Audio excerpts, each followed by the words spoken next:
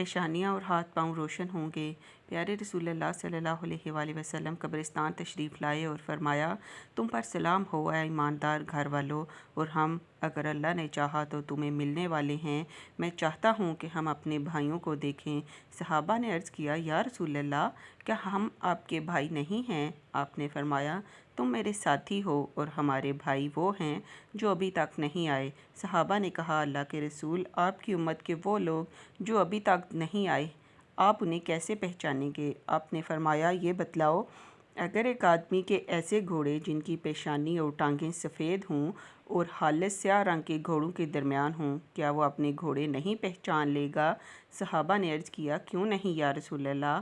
آپ نے فرمایا، میری امت کے بعد میں آنے والے لوگ بھی اس حال میں میدان محشر میں آئیں گے کہ وضو کی وجہ سے ان کی پیشانیاں اور ہاتھ پاؤں روشن ہوں گے، اور میں حوض کوثر پر ان کا میر سامان ہوں گا، یعنی پہلے پہنچا ہوا ہوں گا۔